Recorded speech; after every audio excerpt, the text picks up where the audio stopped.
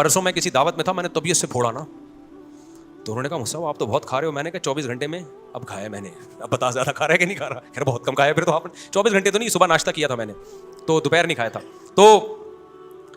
तो इसलिए जब कम खाओगे ना तो फिर अच्छा हजम, वरना आप खजूरें खा के दिखाओ, हजम कहाँ होती हैं। शहद भी हजम नहीं होता, लोग शहद खाते हैं सीने में जलन शुरू हो जाती है।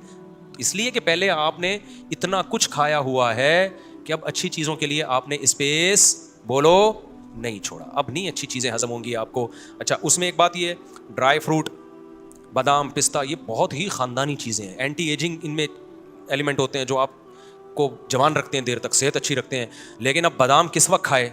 आपने सुबह 2 पराठे खा लिए, अब बादाम कुछ नहीं, अब बादाम बिगाड़ेगा आपको जाके, उसकी जगह ही नहीं है भाई। ये बहुत देर से हजम होने वाली चीज़ें, अखरोट, बादाम, पिस्ते किस वक्त खाएगा?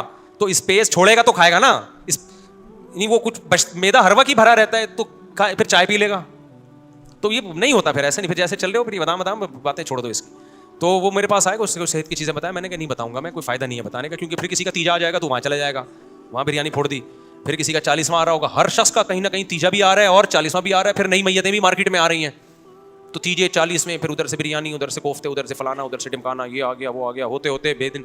तो बादाम पिस्ते के लिए, अंडे के लिए, एक अंडा भी तुम्हारे अगर हजम हो रहा है ना तो ये मोजज़ा है भाई। तो इसलिए जो अंडे मंडे ज़्यादा खुराक में बढ़ा दो अपनी, ठीक है ना, बहुत ही बेहतरीन चीज़ है अंडा। इसी तरह ये खुश्क मेवे, बादाम, पिस्ते और ये जो काजू माजू, ये बाकी चीज़ें कम करो, ये चीज़ें अपनी खुराक में बढ़ाओ, बहुत फिट फाट रहोगे इंशाल्लाह, वज़न भी नहीं बढ़ेगा इंसान।